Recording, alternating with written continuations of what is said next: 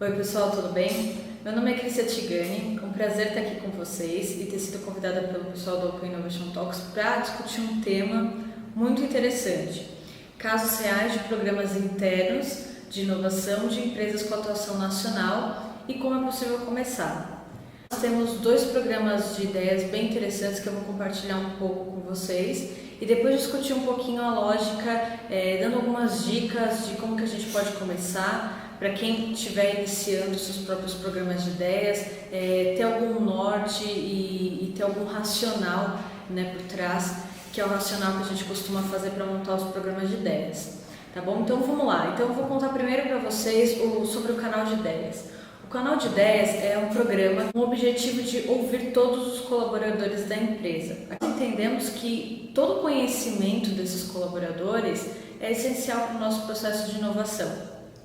Então, para a gente conseguir ouvir todas essas ideias, vocês já podem imaginar que é necessário a gente ter uma plataforma, né, um sistema. Porque imaginem se a gente tivesse uma caixa de e-mails, provavelmente essa caixa de e-mails rapidamente ficaria lotada e seria muito difícil gerenciar essas ideias. Então, o processo de captura, seleção, avaliação e implementação de ideias é gerido dentro de uma plataforma que nós temos. Tivemos que em algum momento tomar a decisão de desenvolver ou comprar a licença de uma plataforma já existente. Existem muitas plataformas de mercado que já são bem robustas, que são interessantes, tanto nacionais quanto estrangeiras. Então vale a pena dar uma investigada logo de início, entender qual vai ser o desenho do seu programa para entender qual é a plataforma que melhor apoia as suas necessidades. Bom, feito isso, né, os colaboradores inscrevem as suas ideias nesse portal. Na ficha de inscrição nós já temos uma coluna, né, um espaço onde as pessoas preenchem para que área de negócio elas gostariam de direcionar a ideia que elas têm. Isso é super importante, né? Porque se a gente tivesse um monte de ideias sem categorização, seria muito difícil o direcionamento dessas ideias para que os avaliadores, os especialistas corretos pudessem chegar até essas ideias. Então, quando as pessoas não criam essas categorias, você normalmente cria um papel dentro da área de inovação de uma pessoa que lê todas essas ideias e direciona para as pessoas corretas. Né? Mas isso costuma ser muito trabalhoso, muito oneroso.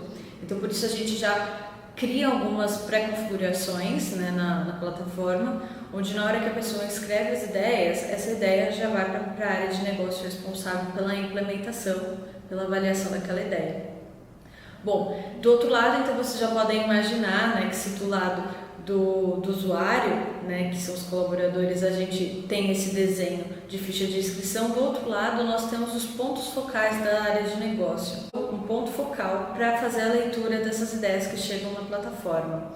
Então essa pessoa lê e ela tem o conhecimento necessário para fazer o alinhamento estratégico, ver se aquela ideia ela realmente está dentro do que a organização está planejando caminhar. Se sim, ela vai subindo para a alta liderança, vai expondo aquela ideia, né, em outros fóruns, e caso haja interesse da área de negócio, essa ideia ela é categorizada como uma ideia tradicional, simples, ou seja, uma ideia que já tem um escopo claro, já se sabe qual é a tecnologia que vai usar. Então, nesse caso, muitas vezes a área de negócio consegue fazer a implementação sozinha, com seus gerentes de projeto.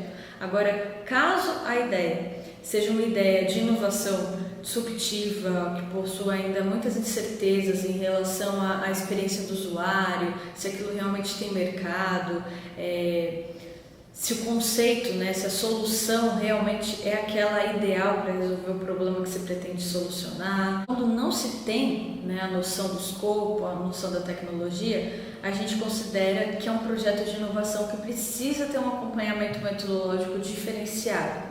Né? O que seria esse acompanhamento metodológico?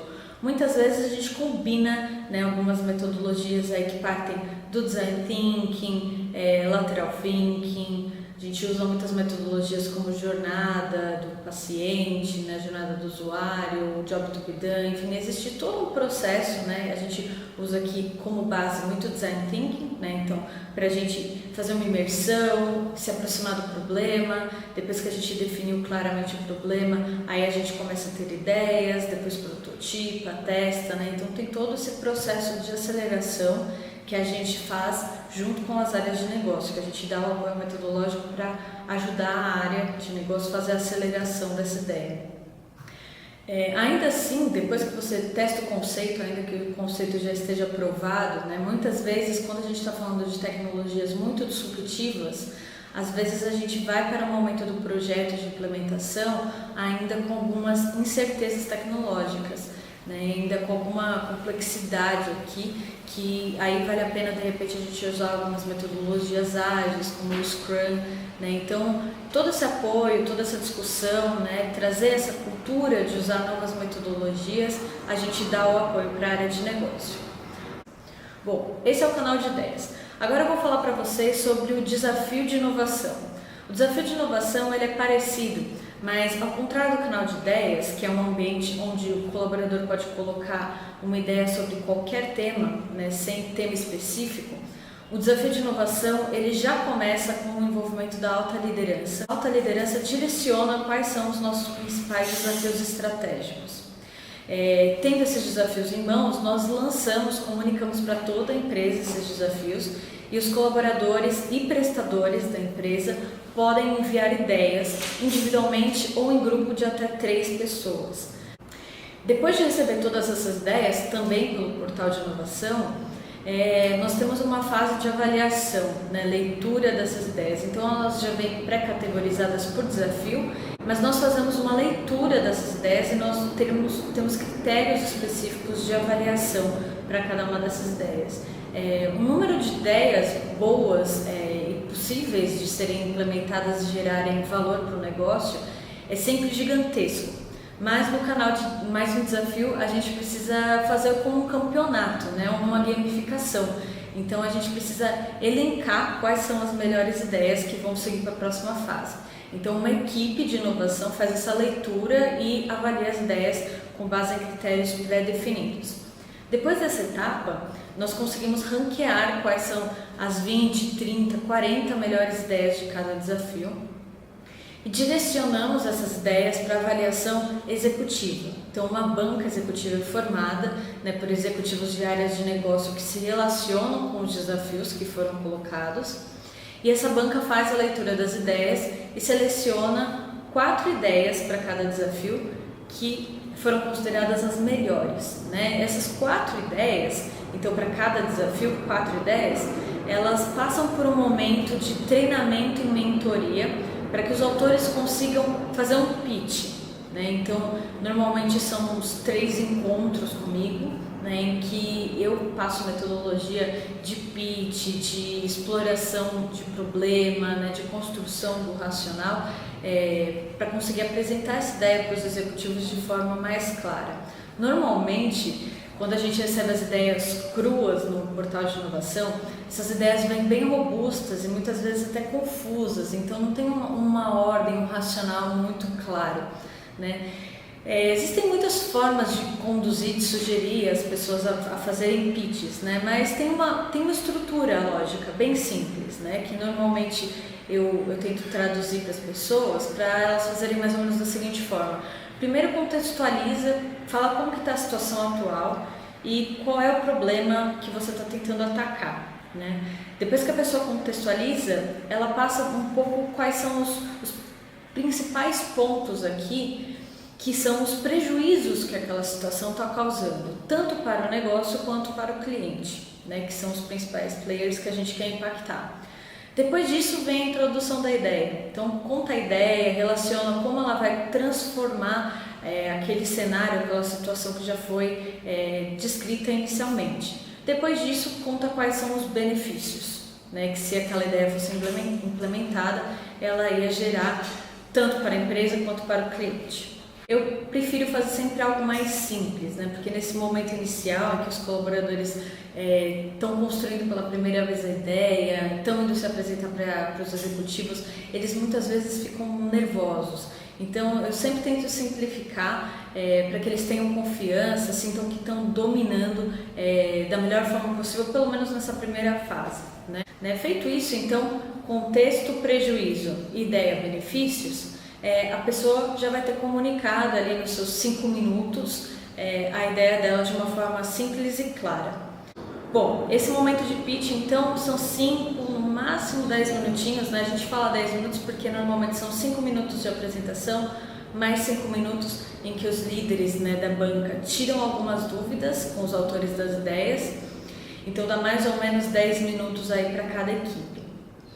Feito isso, os líderes chamam todos os colaboradores, muitas vezes eles elogiam, reconhecem, né? Porque na verdade nenhum colaborador tem a obrigação de participar do canal de ideias, nem do desafio de inovação.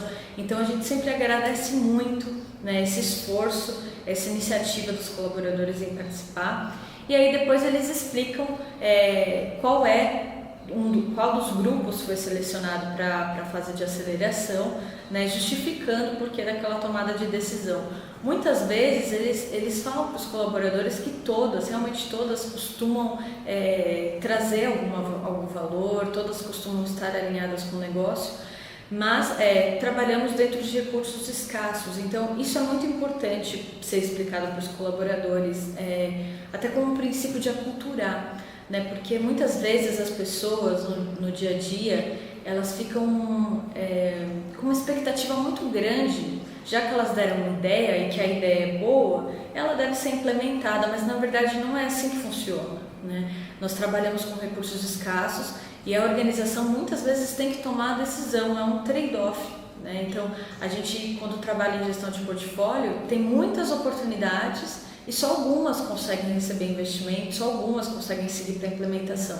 Então é importante essa etapa dos líderes na banca explicarem, agradecerem, falarem que as ideias realmente fazem sentido, mas explicarem essa lógica de que a organização não consegue investir em tudo que considera que seria algo oportuno, né?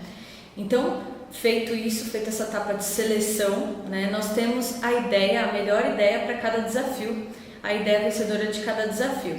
A lógica entre o retorno do investimento é importante, né, para a nossa alta liderança. Então, nós tentamos chegar até essa fase. E aí a gente apresenta para o comitê executivo, né, os autores das ideias, as suas equipes apresentam, né, para esse comitê executivo. E a melhor ideia, a gente sempre tenta fazer um grande esforço de realmente implementar essa ideia, né, porque é uma ideia que passa diferente do canal de ideias, né, ela passa por um processo de amadurecimento muito grande. E realmente a gente consegue evidenciar um impacto muito bacana quando a gente já está na fase final. Bom, então esses são os 2 cases que eu queria apresentar para vocês. E agora é só para fechar, né, comentar um pouquinho esse último ponto, né, de como é possível começar. Então, para quem está começando, para quem está animado em colocar um programa de ideias, né, na sua organização, existem 2 tipos de programa de ideias, já vale a pena pensar sobre isso, né? Existem os programas de ideias fechados, ou seja, só com colaboradores, como são esse caso.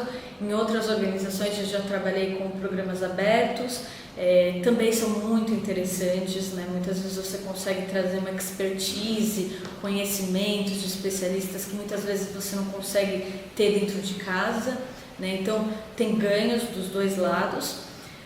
Trabalhar a inovação fechada também é muito interessante, muitas vezes para fortalecimento da cultura, né? Então, muitas vezes os colaboradores não têm um canal, às vezes até com o seu próprio líder, né? Ou, enfim, fazer essas ideias serem ouvidas pela alta liderança é algo que os colaboradores gostam muito, né? Eles dizem até que se sentem respeitados com essa oportunidade, né? Porque realmente é muito importante a gente considerar o valor que a opinião e que essas pessoas têm para o negócio, né? É um valor enorme. A gente costuma falar, as pessoas que estão na ponta lidando com o cliente no dia a dia, um técnico de enfermagem, ele lida todo dia com o cliente. Quem melhor que ele para apontar para a gente quais são os nossos principais pontos de melhoria e sugerir maneiras de superar esses pontos de dor, né? Então, para a gente é algo valiosíssimo.